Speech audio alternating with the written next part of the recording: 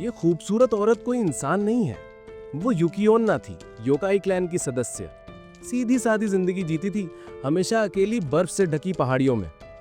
लेकिन उसी दिन दो दोस्त मोरोई और हयातो पहाड़ चढ़ने आए।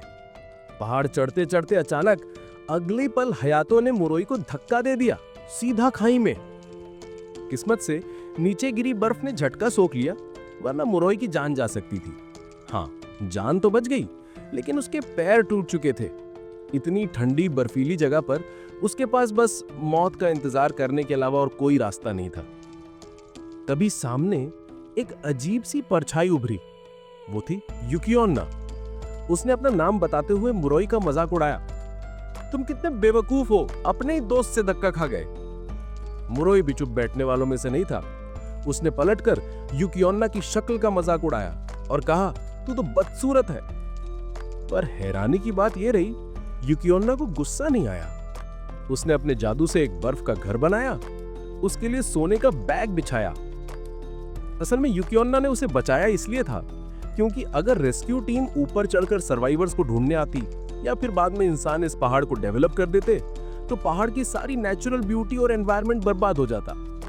फिर उसने मोरोई से आधे पैसे ले लिए। दरअसल युकियोन्ना को हाल ही में इंसानी खाना और शराब का शौक लग गया था और उसे चीजें खरीदने के लिए पैसे चाहिए थे। वो कभी कभी चोरी भी कर लेती थी, पर ऐसा करने से कुटो को योकाई क्लैन के विजडम गॉड का गुस्सा झेलना पड़ता, क्योंकि योकाई के भी अपने नियम हैं। वो इंसानों की दुनिया का बैलेंस बिगाड़ नहीं सकते। तो मोरोई की मदद करके और फिर इनाम लेकर वो नियम तोड़ भी नहीं रही थी। हालांकि उसे अपनी शक्ल की परवाह नहीं थी, लेकिन बदसूरत कहलाना उसे अच्छा नहीं लगा। उसने थोड़ा बहुत मोरोई को छेड़ा और फिर एकदम से हवा में गायब हो गई। रात कट गई। सुबह होते युकियोन्ना फिर आई, मोरोई को उठाया और उड़कर पहाड़ से नीचे ले गई। जाते जाते उसने चेतावनी दी कि अगर तूने मेरे बारे में किसी को बताया तो चाहे जहां भाग जाएगा, मैं तुझे ढूंढ लूंगी और मार डालूंगी। नीचे रेस्क्यू कैबिन में हयातो पुलिस को पूरी कहानी सुना रहा था। तभी दरवाजा खुला और मोरोई अंदर आ गया।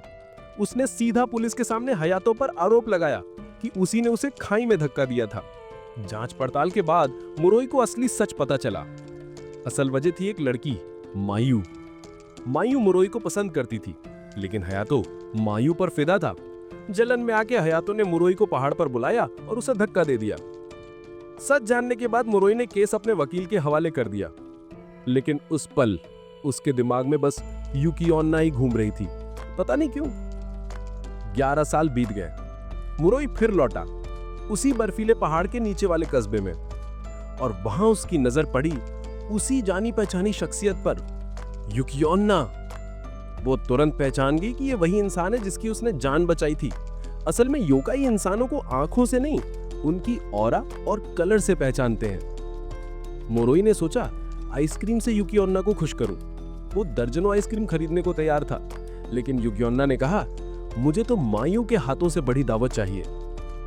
मोरोई बोला, अरे मैं तो बहुत अच्छा कुक हूं। और फिर उसने युकियोन्ना को अपने घर खाने पर बुला लिया।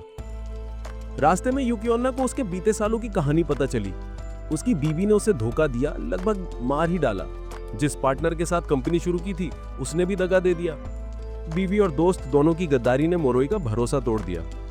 आखिरकार उसने सब छोड़कर इस छोटे कस्बे में नई जिंदगी शुरू कर दी। ये सुनकर युकियोन्ना ने सोचा, ये तो बिल्कुल कंगाल हो चुका है, मुझसे क्या रिश्ता रखेगा। लेकिन मोरोई ने बताया, मेरे पास बहुत पैसा है, इतने की खर्च भी नहीं कर पाता।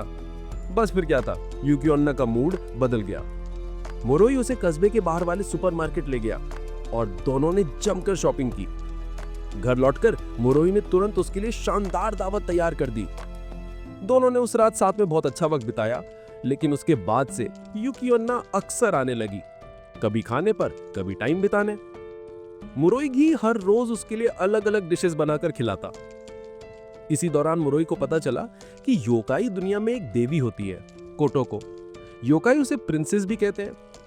कोटोको बहुत सख्त थी, इंसानों और योकाई के बीच बैलेंस और रूल्स को लेकर। बहुत से योकाई इंसानों की दुनिया में रहते थे और शांति से इंसानों के साथ जीते थे। कभी कभी तो वो अपने पावर्स का इस्तेमाल करके इंसानों की मदद भी कर देते थे। अब युकियोन्ना जो रोज रोज मोरोई के घर बैठकर खाना पीना उड़ाती थी, थोड़ा गिल्टी फील करने लगी। उसने सोचा चलो कुछ करके इसका बदला चुकाऊं। लेकिन मुरोई को लगा कि युकियोन्ना इस समय बहुत ज्यादा केयरफ्री और बिगड़ी हुई है और ऐसी हालत में वो उसकी काइंडनेस की हकदार नहीं है, इसलिए उसने उसके ऑफर को प्यार से टाल दिया। अगले दिन 2 पुलिस ऑफिसर्स मुरोई के दरवाजे पर आए। उन्होंने बताया कि उसकी एक्स वाइफ हरुना की हाल ही में हत्या हो गई है और सबसे बड़ा सस्पेक्ट वही मुरोई, उसकी बेगुनाही साबित करने वाली इकलौती शख्सियत थी युकियोन्ना। लेकिन दिक्कत यह थी कि युकियोन्ना इंसानों के सामने आ ही नहीं सकती थी। पुलिस ने रूटीन पूछताछ शुरू की। मुरोई ने उन्हें अपनी शादी और तलाक की पूरी कहानी बताई।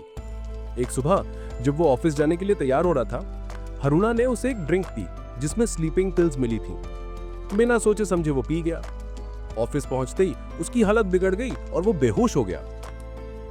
बाद में जब एक प्राइवेट डिटेक्टिव के जरिए मुरोई को पता चला कि हरुना का अफेयर चल रहा था, उसका प्लान ये था कि रास्ते में दवा असर कर जाए और मुरोई का एक्सीडेंट जैसा लगे।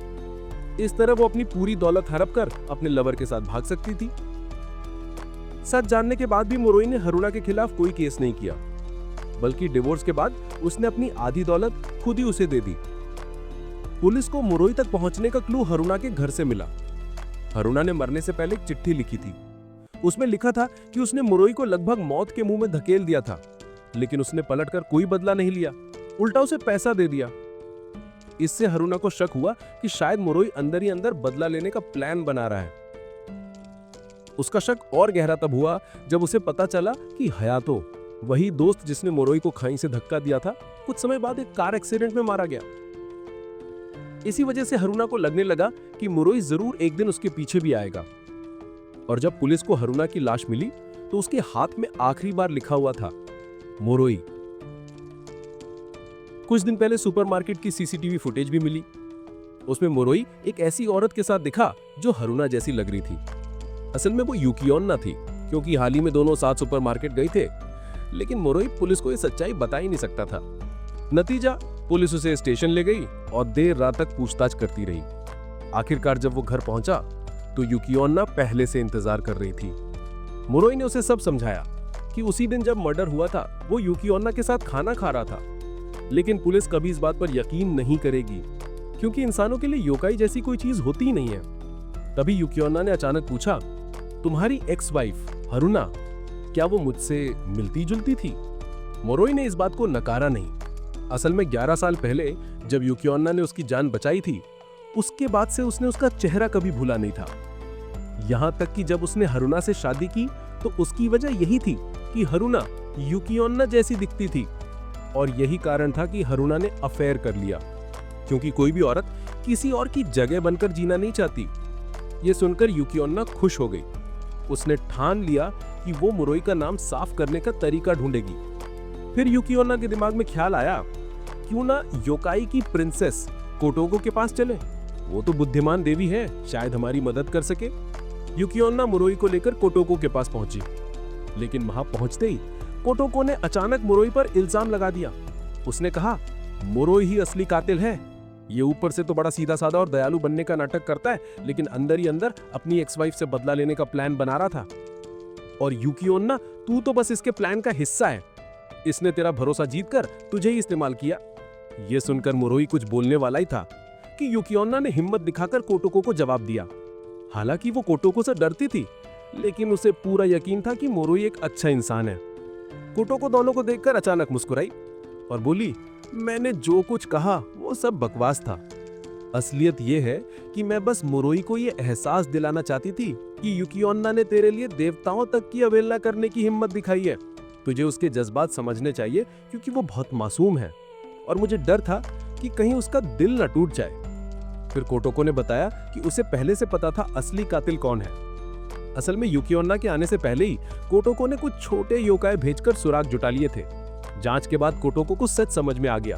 पुलिस को हरुना के घर से वो चिट्ठी मिली थी जिसमें मुरोई पर शक जताया गया था, और उसी चिट्ठी ने कोटोको को यकीन दिलाया कि मुरोई कातिल नहीं है। यह सुनकर मुरोई ने चैन की सांस ली। कम से कम अब उसे जेल जाने का डर नहीं रहा। लेकिन उसने तुरंत पूछा, तो फिर असली कातिल कौन है? कोटोको ने सीधे सीधे नाम नहीं बताया, उसने तर्क देकर सब समझाया। उसने कहा, हरुना की मौत की हालत देखो। उसके घर से कुछ भी चोरी नहीं हुआ, न ही उस पर किसी तरह का शारीरिक हमला हुआ। मतलब साफ है, उसे किसी बहाने से किसी जगह बुलाया गया और वहीं मारा गया। अगर कातिल सच में तू होता तो हरुना उस चिट्ठी को अपने बचाव के लिए पहले ही पुलिस को दे देती, क्योंकि वो चिट्ठी उसका सेफगार्ड थी। लेकिन अगर तू ही कातिल होता तो तू जरूर हरुना का घर छान मारता उस चिट्ठी को ढूंढने के लिए, और ऐसा करने पर तू आसपास की सीसीटीवी में फंस जाता। इसका मतलब है कि वो चिट्ठी किसी और जगह छिपाई गई थी, और हरुना के हाथ पर लिखा तेरा नाम, ये तो साफ इशारा है कि किसी ने जानबूझकर तुझे फंसाने की कोशिश की। मुरोई ये सब सुनकर हक्का बक्का रह गया, क्योंकि हरुना की साजिश और उनके बीते रिश्ते की बातें तो बस वो दोनों ही जानते थे। उसने कभी किसी और से ये राज साझा नहीं किया। तो फिर कौन था जिसने हरुना को मारा और उसे फंसाने की कोशिश की?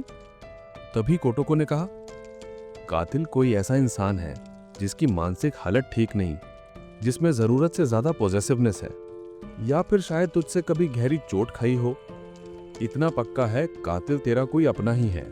लेकिन मुरोई को अब भी कोई अंदाजा नहीं था। उसको समझ नहीं आ रहा था कि कातिल आखिर है कौन। कोटो को अपनी इन्वेस्टिगेशन समझाती रही। मुरोई को बार बार उसके करीबी लोगों ने धोखा दिया था, चाहे दोस्त हों, चाहे उसका प्यार या फिर बिजनेस पार्टनर। लोगों को लगता था कि अब मुरोई का दिल नफरत से भर चुका है और कोई उसी बात का फायदा उठाकर उसे फंसाने की चाल चल सकता है। ये काम वही कर सकता था जिसे मुरोई की पूरी सिचुएशन पता हो और उसे ये भी मालूम हो कि मर्डर वाली रात मुरोई के पास कोई एलिबाई नहीं था और उसके लिए कोई गवाही देने वाला नहीं था। ऐसा इंसान बस एक ही हो सकता था, उसका असिस्टेंट मकोतो। उसी वक्त मुरोई का फोन बज उठा और स्क्रीन पर नाम चमक रहा था मकोतो। मुरोई सन रह गया, डर से कांपने लगा। मकोतो तो उसका सबसे भरोसेमंद असिस्टेंट थी। उसने कंपनी में उसका हर वक्त साथ दिया था, और जब मुरोई कंपनी छोड़कर बाहर निकला तो उसने अपने बचे हुए शेयर्स भी मकोतो को दे दिए थे। उसे समझ नहीं आ रहा था कि मकोतो उसे क्यों धोखा देगी। अचानक उसे मर्डर वाली रात याद आई जिस रात हरुना मारी गई थी। वो तो उस रात यूकी के साथ डिनर कर रहा था। डिनर के बाद उसे मकोतो का कॉल आया। यूकी का राज छुपाने के लिए मुरोई ने झूठ बोल दिया कि वो घर पर अकेला बैठा ड्रिंक कर रहा है। लेकिन मकोतो बार बार पूछती रही कि क्या तुम सच में अकेले हो। जब उसने कंफर्म कर लिया कि मुरोई के पास कोई एलिबाई नहीं है, तब उसने मर्डर कर डाला। मुरोई की समझ से बाहर था कि मकोतो ऐसा क्यों करेगी। उसने तो कभी उसका बुरा नहीं किया। कोटोको ने कहा कि पुलिस जल्दी ही मकोतो के खिलाफ सबूत मिल जाएगा। मुरोई हैरान था कि कोटोको को पुलिस इन्वेस्टिगेशन के बारे में इतना कैसे पता। असल में कोटोको ने अपने छोटे छोटे योकाई पुलिस स्टेशन भेज दिए थे। उनमें से एक योकाई ने तो पूरा मर्डर अपनी आंखों से होते देखा था।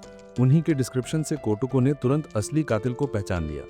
मुरोई मकोतो के मोटिव के बारे में जानने के लिए बेचैन था, लेकिन कोटोको ने कहा जब पुलिस उसे पकड़ेगी तब सब सामने आ जाएगा।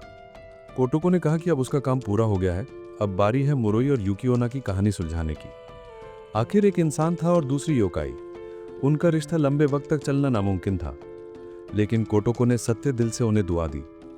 यह सुनकर यूकी खुशी से झूम उठी और उसने मुरोई को कसकर गले लगा गया। फिर मुरोई ने हंसते हुए कहा, चलो अब जल्दी घर चलते हैं और बच्चे पैदा करते हैं।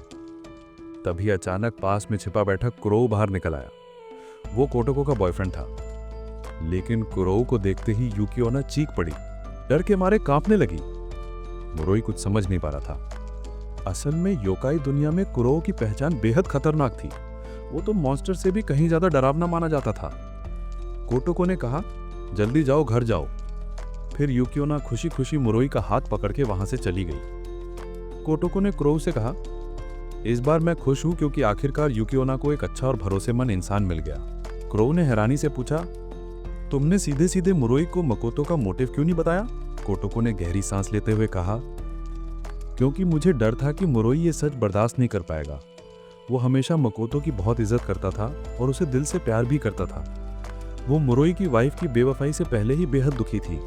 जब मुरोई ने कंपनी छोड़ी तब मकोतो ने भी उसके साथ छोड़ने की जिद की, लेकिन मुरोई ने कहा कि वो कंपनी में ही रहे। मकोतो ने उसकी बात मान ली और कंपनी में रुक गई।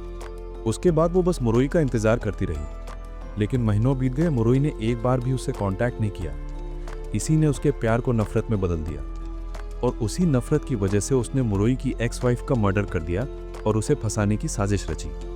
मकोतो चाहती थी कि मुरोई पूरी तरह टूट जाए और फिर वो उसे संभाले, ताकि इस मौके का फायदा उठाकर मुरुई को अपने प्यार में फंसा ले। कोटोको ने मुरुई को मकोतो का मोटिव इसलिए नहीं बताया क्योंकि उनका रिश्ता बहुत ही उलझा हुआ था। ऊपर से पुलिस की इन्वेस्टिगेशन और सबूत इकट्ठा करने में अभी वक्त लगना ही था। तब तक शायद मुरुई थोड़ा संभल भी जाता और सच चुनने की हिम्मत कर पाता। दूसरी बड़ी वजह यह थी कि आज की रात बहुत ही खास थी। आज मुरुई और युकियोना ने अपने रिश्ते को ऑफिशियली मान लिया था। अगर कोटोको इस वक्त सच बोल देती तो पूरा माहौल बिगड़ जाता और शायद उनका ये मीठा पल भी खराब हो जाता। ऐसी हालत में युकियोना उसे नफरत करने लगती। कुरोऊ ने मजाक में कहा कि मुरुई की किस्मत ही कितनी खराब है। जवानी में उसकी जान एक दोस्त ने एक औरत के चक्कर में लेनी चाहिए थी। शादी के बाद उसकी एक्स वाइफ ने ही उसे मार डालने की कोशिश की और अब तो उसकी अपनी असिस्टेंट ने उसे मर्डर में फंसाने की कोशिश की। लेकिन किस्मत का खेल देखो, इसी बीच उसे युकियोना मिल गई। फिर भी कोटोको को लगता था कि मुरुई की जिंदगी में जितनी भी औरतें आईं, उन सबको मिला भी दो तो भी वो युकियोना जितनी डरावनी नहीं हो सकती। अगर मुरुई ने गलती से भी उसे नाराज कर दिया तो हो सकता है वो उसे वहीं जमा दे और अगली सुबह उसकी खबरें अखबारों में छप जाएं। इसी बीच युकियोना कोटोको की तारीफों के पुल बांधती रही। वो बार बार कह रही थी कि कोटोको कितनी कमाल की है।